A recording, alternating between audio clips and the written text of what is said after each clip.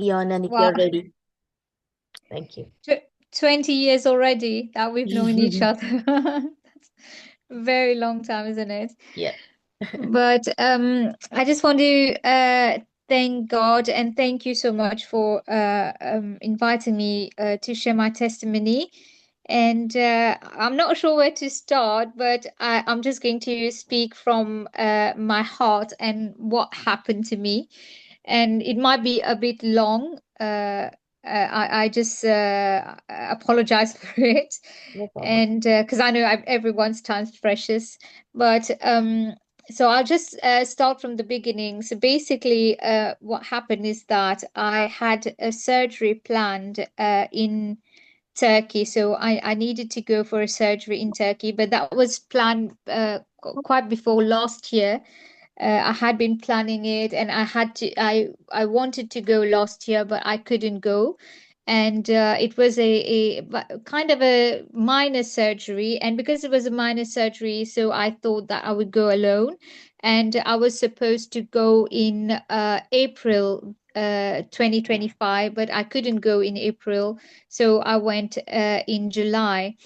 And when I went there, so basically I did my research, I checked everything, I searched about the company, I searched about the hospital, and I found out that there were really good reviews, good testimonials about the company, the hospital as well.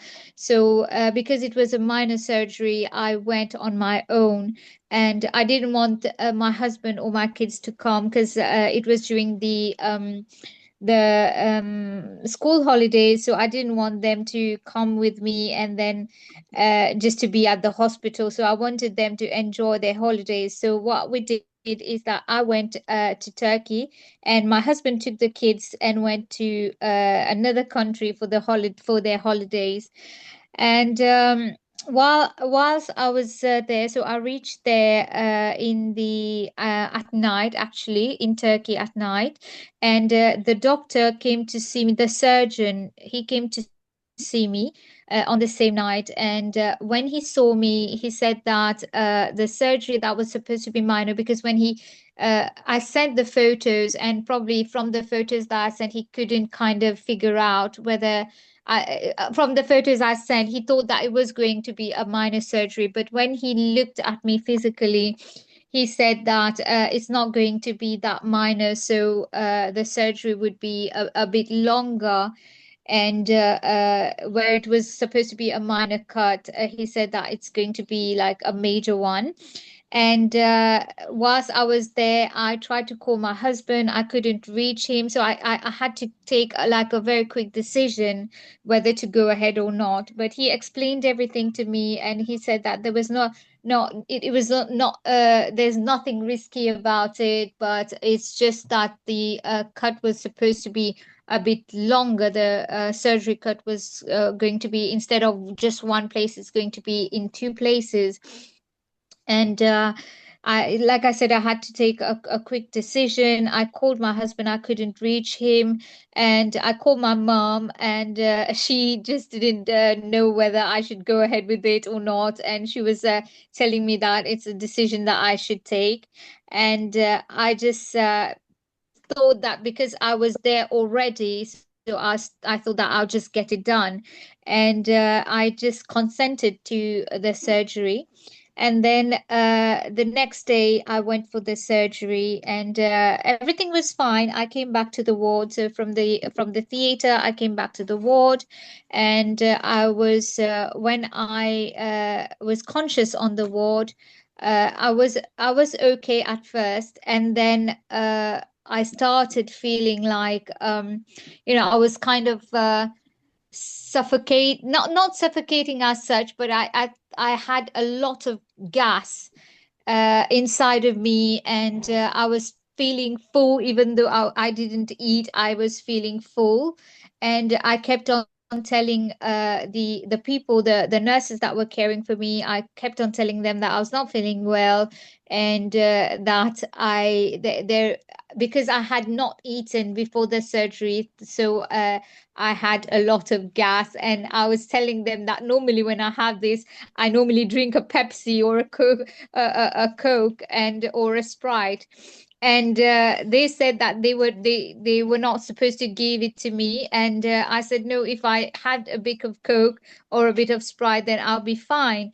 And they said that they needed to call the surgeon, so that the surgeon need to authorize it. So the surgeon came to see me, and I was telling him that I was not feeling well and I just needed some fizzy drinks so that I could get the gas out. And then the surgeon said, okay, that's fine, just give her a bit of fizzy drinks.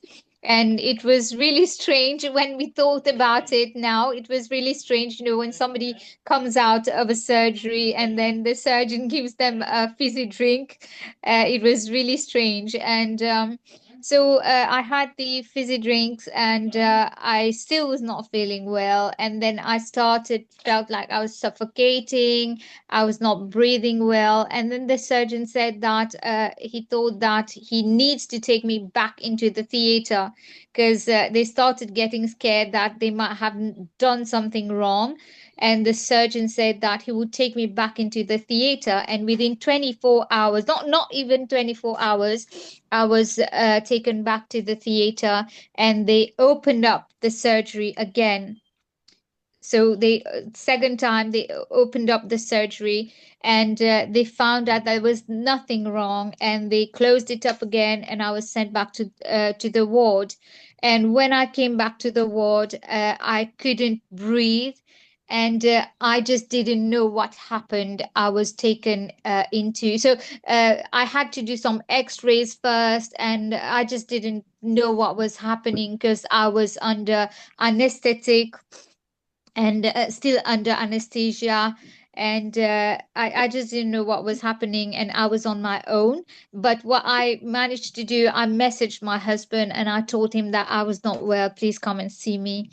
And then I just didn't know what happened. But when I came after 6 days, when I was conscious, then I found out I was in ITU. So I was in ITU, and I was told that it was my husband who told me that I was in a really, really bad shape.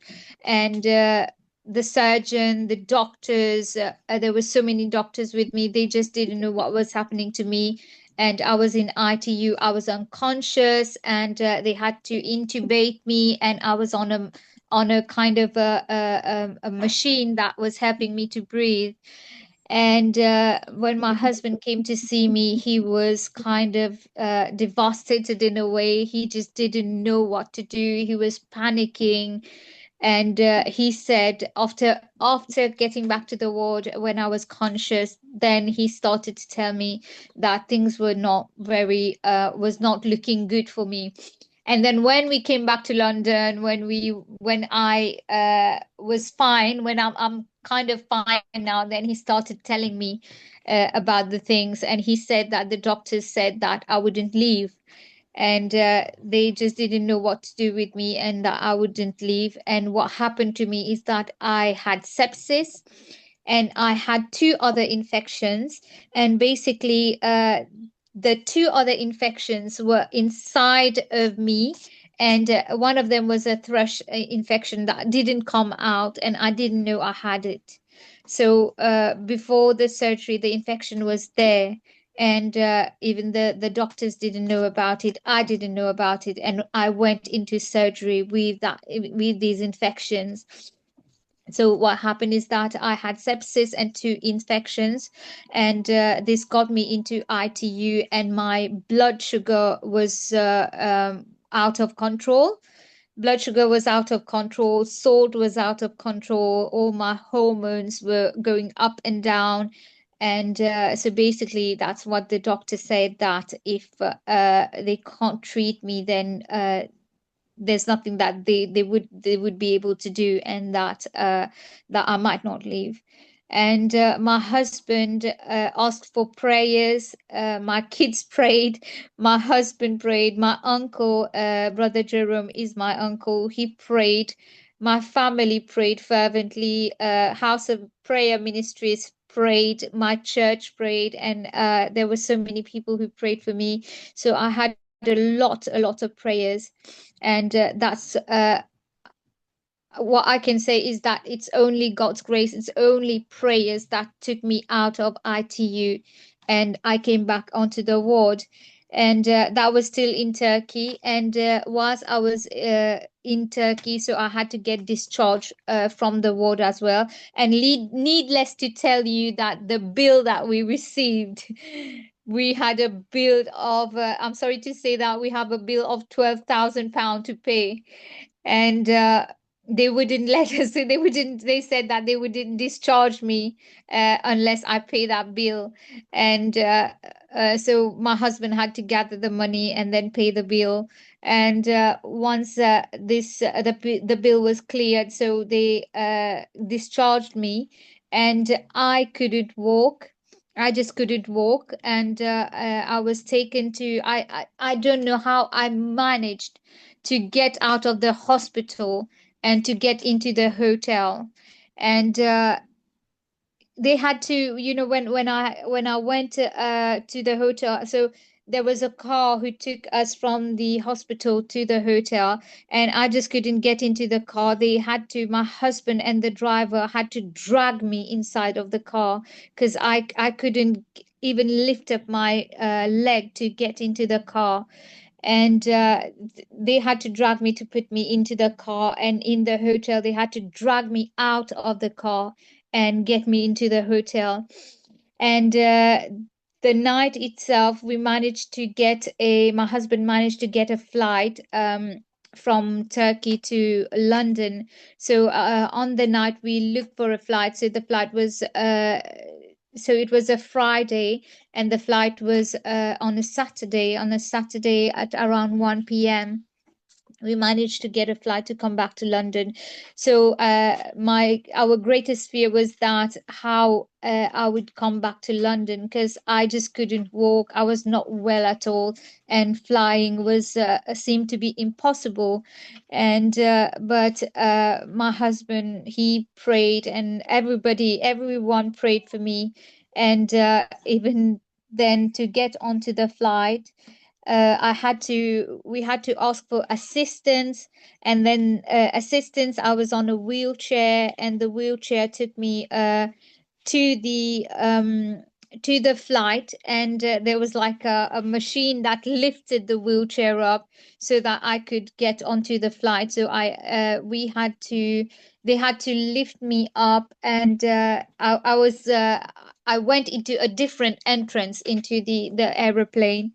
And once on the airplane, I ate something, and then I took my medication, and I just slept. For the whole flight, I slept. So it was like, I think, over 6 hours flight, and I just slept. And then I woke up when the flight landed, and I thank God for that because I just didn't know how I would have managed. If I didn't sleep on the plane, then I don't know how I would have managed to get back to London. And once I was in London, so I came back home. It was on a Saturday. I reached home on a Saturday afternoon. So one brother and a sister from church came to pick us up. And when I came back home, I was, I took a bath and everything, and I was a bit okay on the Saturday night. On the Sunday, I was fine. So there were people who came at home and they prayed for me. But on the Monday morning, I just couldn't. I was in a lot of pain. I was on bed. I just couldn't move my body. I just couldn't move at all from my head to my toe. I couldn't move. I was on bed, and I just kept on crying. I was in a lot of pain. And the ambulance, my husband called the ambulance. The ambulance came, and they took me to King George Hospital. And in King George Hospital, I was in King George Hospital. It was a really, really bad stay in King George Hospital. I was put on a ward where there were six of us, six ladies, six of us in a ward, and it was a very small ward. And when I was there, whilst I was there, I'm not going to get into details, but the doctors they just didn't know what was happening to me, and I had to Google. I had to take my phone and Google and check my symptoms, and I told the doctors what was wrong with me. So I was the one who told them. I diagnosed myself, and I told the doctor what was wrong with me. And so basically, what happened to me is that all the nerves in my body they got damaged. Every nerves in my body, from my head to my toe, all the nerves got damaged, and I that's why I couldn't move my body. I couldn't do anything, and my husband was doing everything for me. So he was picking me up. He was kind of turning me on bed. I just couldn't move. He was doing everything, literally everything for me, just like when a baby is born, you do everything for the baby. That's how my husband was taking care of me.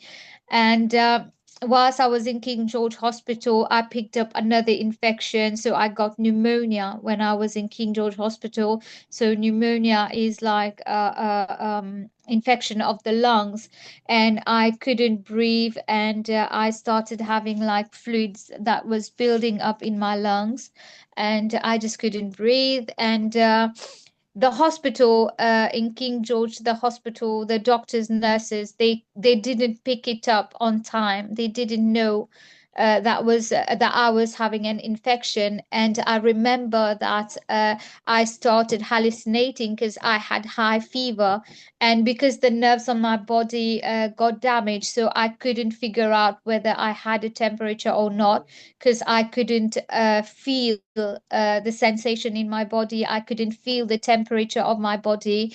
And I was hallucinating. And when I was hallucinating, I was telling the nurses that, I was seeing things. I was seeing spiders. I was seeing ants. I was seeing stuff. And what I was doing is I was making tea for the doctors. I was lying on my bed, and even though I couldn't move my hand, I don't know what was happening to me. My hands were moving, my arms were moving like involuntary. And I was making tea for doctors. I was seeing teacups in front of me. I was pouring tea, and I was making tea for the doctors. I was eating ice cream. I just didn't know what was happening to me. And I was telling the nurses, I was telling the care assistants, and they just laughed at me. They just laughed, and they didn't pick up that I was having fever and that was getting into my head. They just didn't pick that up. But then during the night, when one of the nurse came to see me, when they do their rounds, she came to see me and changed the my fluids, my IV fluids. That's when she noticed that I had very high fever, and she called the doctor on call emergency. And then the doctor came, and they prescribed antibiotics, and they started doing like that night they started taking out bloods and all that. And then what happened is that there were so many things that happened in that hospital, so I'm not going to go into details, but so many carelessness in that hospital, in terms of the doctors, the nurses, even the care assistants. They were so careless about me. And then my husband was not very happy as well. So we kind of I self-discharged. And I yeah, so I said that I wanted to go home because they were not taking care of me. But what we planned is that we planned to go into another hospital. So I self-discharged, and then on the night that I self-discharged, I went into Basildon Hospital. And when I went into Basildon Hospital, they started treating me like on an emergency basis. They treated me, they treated the infection, and I was like on antibiotics, so many antibiotics, because the pneumonia had gone really bad. And I was put in a ward, like a room for myself, and they said that I had sepsis again, so I was on a lot of antibiotics. That was the second hospital that I was admitted to.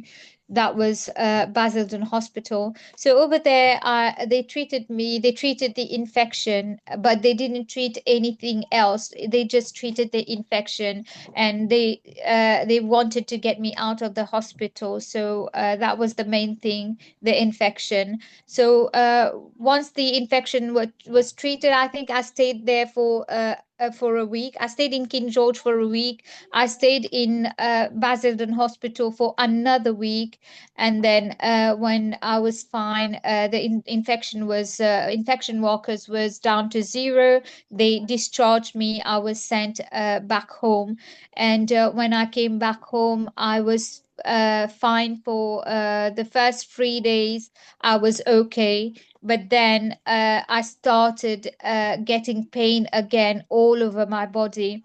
And I just didn't know what was happening to me.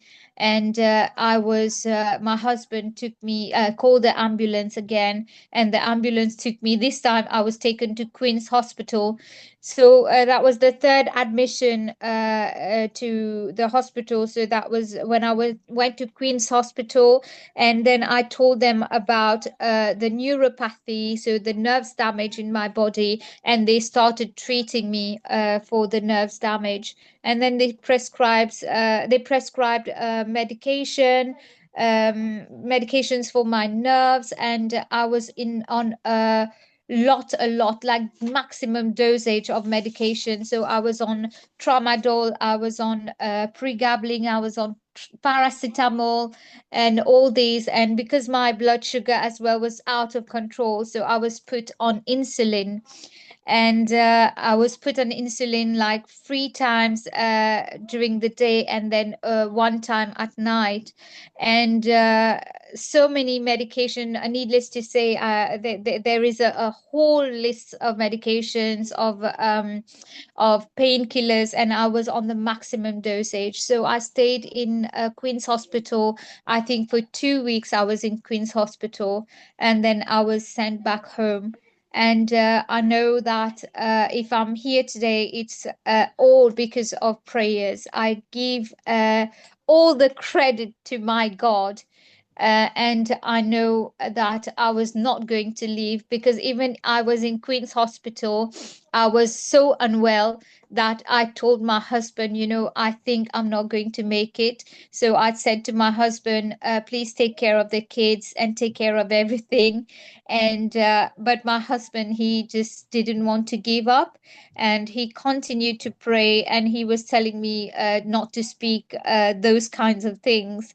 And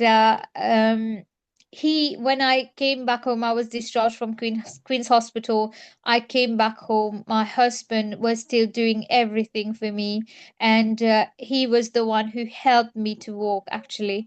And if I'm walking today, if I'm fine today, it's first of all because of God, and then it's because of prayers, and it's because of my husband.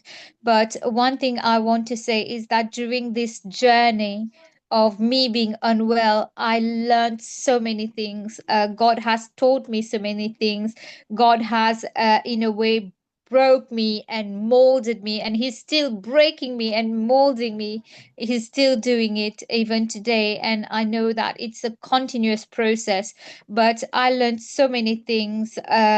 God has taught me so many things, and I know that God has showed me that there was a spirit of death as well. So I know that the enemy wanted me to die, but God wanted me to live. And God showed me that it was a spirit of death.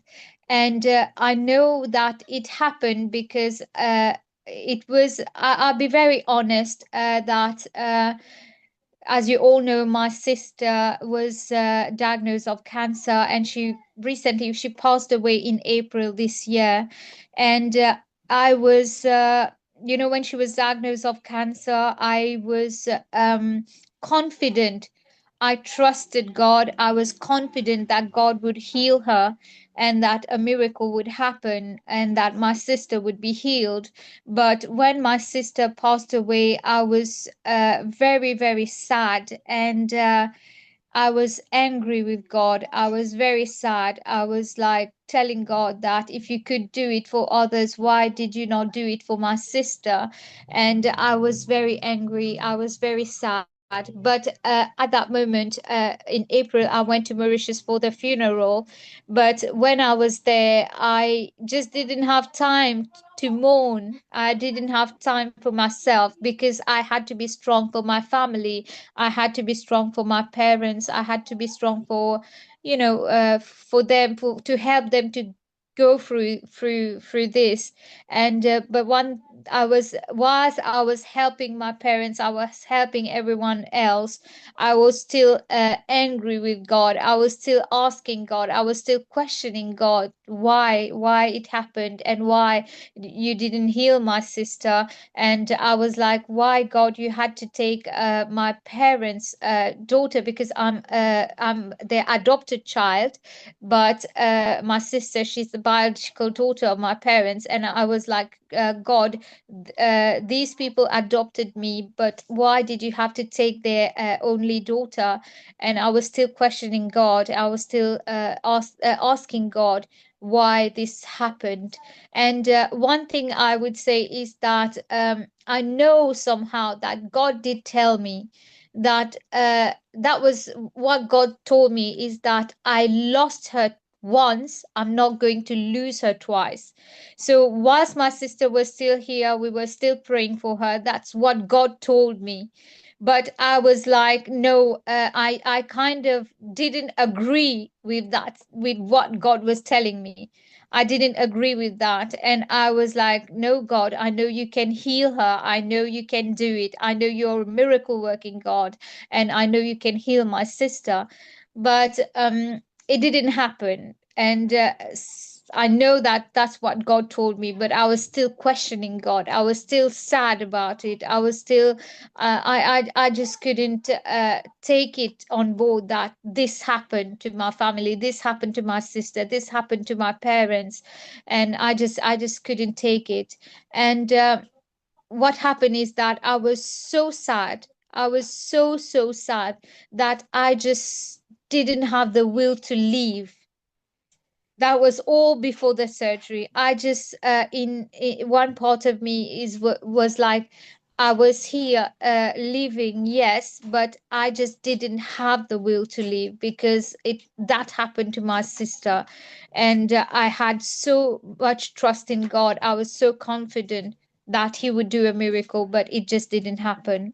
And I think the devil, the enemy, used this against me. So when I went for the surgery, he got a way to kind of he got a way to kind of kill me in a way. That's one of the ways he got away, because I allowed it. I was the one who allowed it. And so it was things that happened. And also that's one thing that I've learned. I mean, we always know that life and death is in the power of the tongue. We know that. We hear the preaching every time. We know it. We read the verse.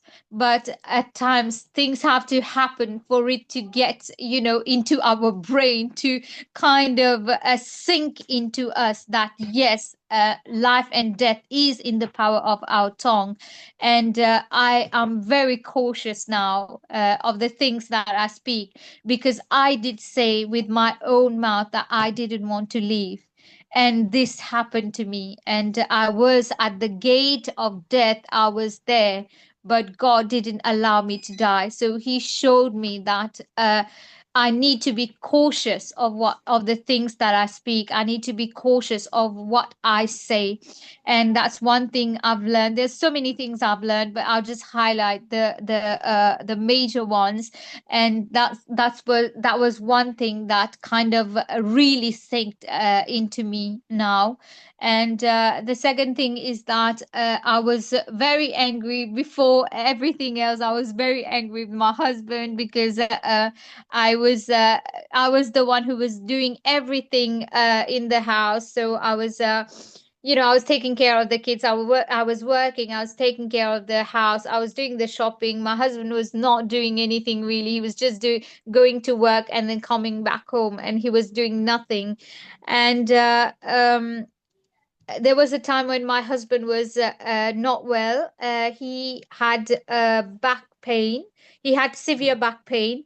And I'll be honest with you that I just didn't understand his pain. I didn't understand it at all. And I was like, he was faking it because he's so used to not do anything. So he's just taking this back pain as an excuse for not doing anything. And I was really angry with my husband. I was on the verge of not wanting to stay with him anymore. So I always was thinking about divorcing and all these.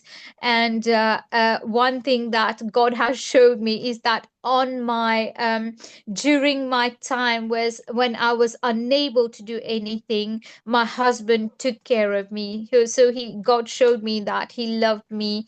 And love is not just in words, but it's in action as well. So God showed me how how my husband loved me. He took care of me. He's even taking care of me even now that I'm able to walk, I'm able to do things for myself. He's still taking care of me. He's still with the very little things, he's still taking care of me. And so God showed me that it's he was not faking it. He was really in pain, because when I am in pain now, he's taking care of me. But when he was in pain, I was not that good with him. And that was one thing that God showed me, that I need to understand others. I need to be able to understand others' pain. And because I do everything doesn't mean that other people has to do the same thing. Because I'm like that, it doesn't mean that other people are like me. So everyone's different. So I need to understand others, and I need to understand about the pain of others as well. And but this this journey during my illness, it has turned our relationship. I mean, my marital relationship has taken a shift.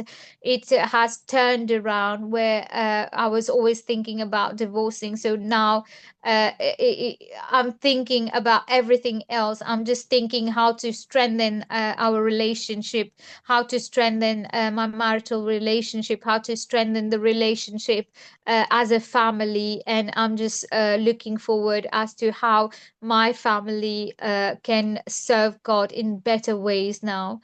And these are things that I learned, and there are so many things that I learned as well.